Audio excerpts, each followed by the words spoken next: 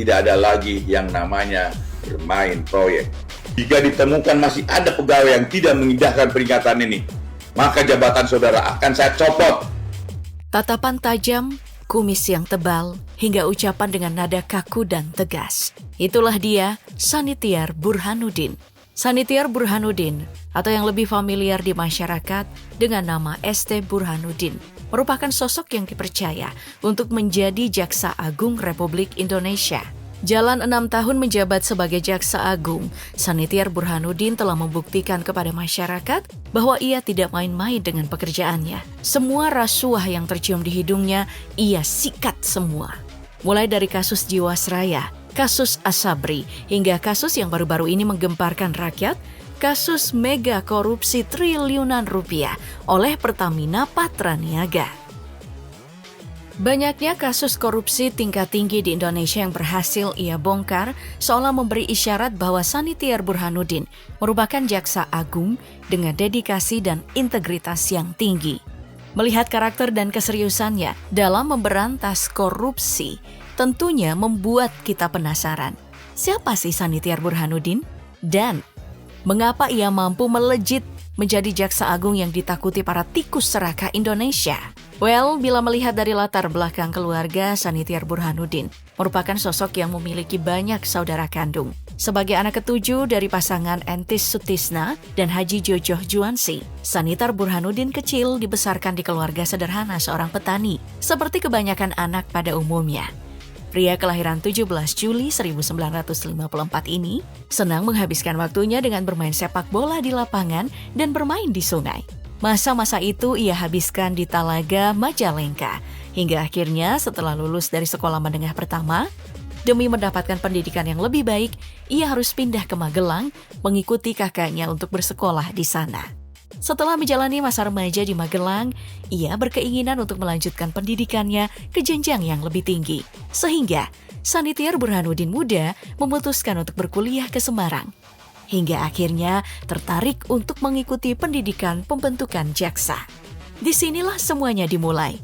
Sanitiar Burhanuddin mulai berprofesi sebagai jaksa dan dilatih untuk mencium rasuah dan membongkarnya.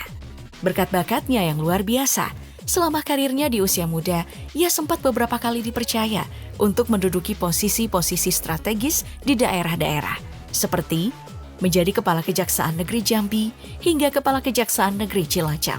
Sebagai pelaksana tugas negara, Burhanuddin tentu saja harus mengikuti kemanapun negara memintanya untuk bertugas. Hingga pada satu masa di tahun 2007, karirnya mulai perlahan naik karena dipercaya untuk memegang jabatan Direktur Eksekusi dan Eksaminasi Kejaksaan Agung. Setahun menjabat sebagai Direktur Eksekusi dan Eksaminasi Kejaksaan Agung, Burhanuddin kemudian dipindah tugaskan sebagai Kejaksaan Tinggi Maluku Utara hingga tahun 2009. Jejak karirnya yang seolah tanpa celah membuatnya selalu naik jabatan, hingga akhirnya dipercaya menjadi Kepala Kejaksaan Tinggi Sulawesi Selatan dan Barat pada tahun 2010. Menjadi ujung tombak kejaksaan di Pulau Sulawesi bagian selatan, karir ST Burhanuddin mulai menjadi sorotan karena sejumlah kasus korupsi yang berhasil ia ungkap di Sulawesi Selatan.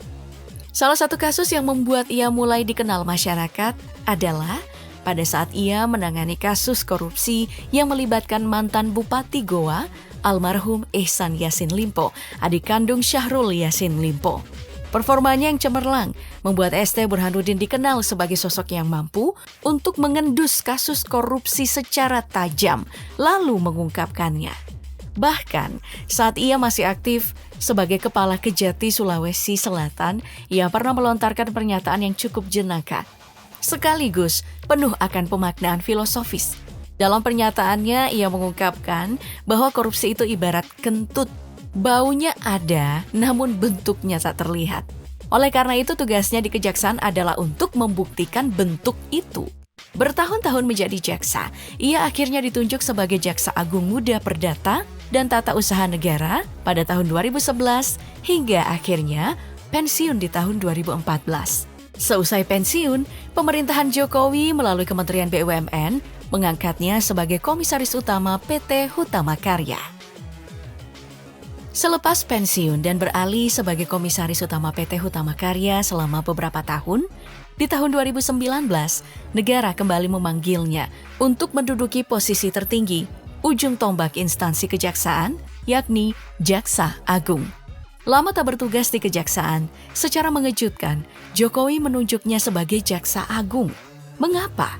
Sebenarnya melihat sepak terjang ST Burhanuddin di masa lalu, nampaknya sudah cukup sebagai acuan bagi kepala negara untuk menunjuk orang seperti Burhanuddin untuk menjadi Jaksa Agung RI.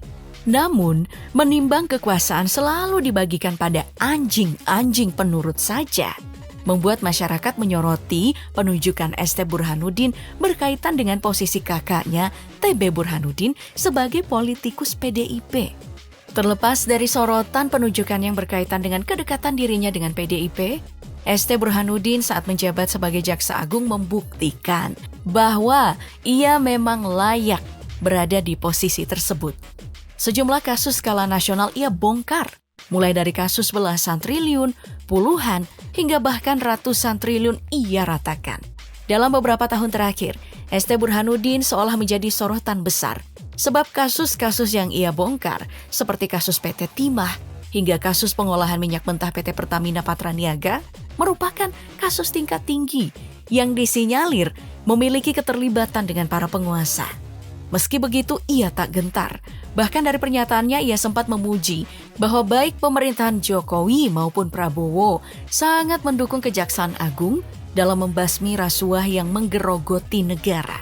Berkat kerja kerasnya selama menjabat sebagai petugas kejaksaan hingga sekarang menjadi Jaksa Agung, ST Burhanuddin telah mendapatkan sejumlah penghargaan dari negara.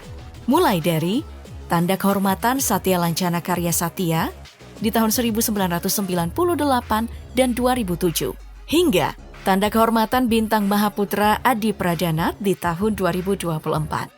Bahkan sebagai sosok yang melekat di hati warga Jambi, Lembaga Adat Melayu Jambi pada tahun 2022 menganugerahkan gelar adat Sri Paduka Agung Mustiko Alam kepadanya.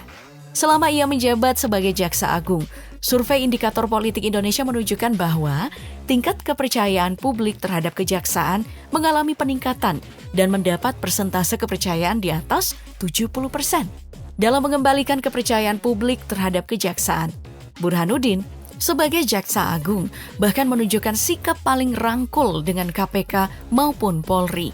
Hal ini menunjukkan Kejaksaan Agung di bawah ST Burhanuddin menjadi salah satu masa di mana Kejaksaan Indonesia berada pada performa yang luar biasa. Meski begitu, adalah suatu kewajaran bila manusia dengan jejak karir yang gemilang tidak memiliki kontroversi yang membayanginya. Salah satu kontroversi yang sempat mencuat di masyarakat adalah polemik ijazah palsu Jaksa Agung tersebut. Pada tahun 2021, isu itu mencuat usai ditemukan perbedaan informasi mengenai profil pendidikan Jaksa Agung ST Burhanuddin dalam buku pidato pengukuhan profesornya dan daftar riwayat hidupnya yang dipublikasikan situs resmi Kejaksaan Agung.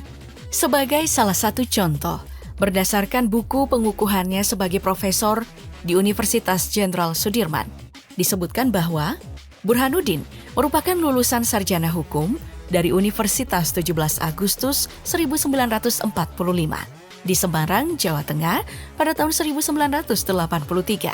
Namun dalam situs resmi Kejagung, ST Burhanuddin disebut sebagai lulusan sarjana hukum Universitas Diponegoro tahun 1980. Perbedaan inilah yang membuat netizen kebingungan. Mengapa penulisan riwayat pendidikan sekelas Jaksa Agung dapat mengalami perbedaan fatal seperti ini? Meski telah dikonfirmasi atau diklarifikasi oleh Puspenkum, polemik ini tetap menjadi perbincangan hangat di kalangan masyarakat. Bahkan, saat isunya viral, polemik ini juga memancing perhatian Kementerian Politik, Hukum, dan HAM RI. Berbagai pihak bahkan mendesak Kemenko Polhukam perlu membentuk tim investigasi untuk menyelidiki masalah ini.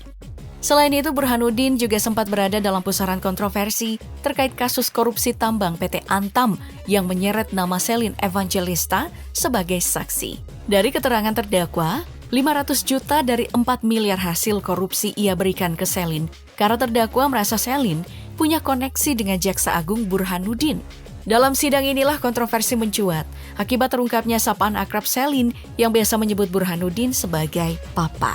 Namun usut punya usut, Kejagung mengklarifikasi bahwa Selin memang memiliki hubungan keluarga dengan istri Jaksa Agung. Akibat hubungan itu, istri Jaksa Agung telah menganggap Selin seperti anaknya sendiri. Sehingga dari sini timbullah kedekatan Jaksa Agung dan Selin layaknya ayah dan putri. Meski begitu, kontroversi soal Jaksa Agung beristri 5 tetap melekat dengan dirinya, yang dianggap melanggar etika sebagai pejabat tinggi negara.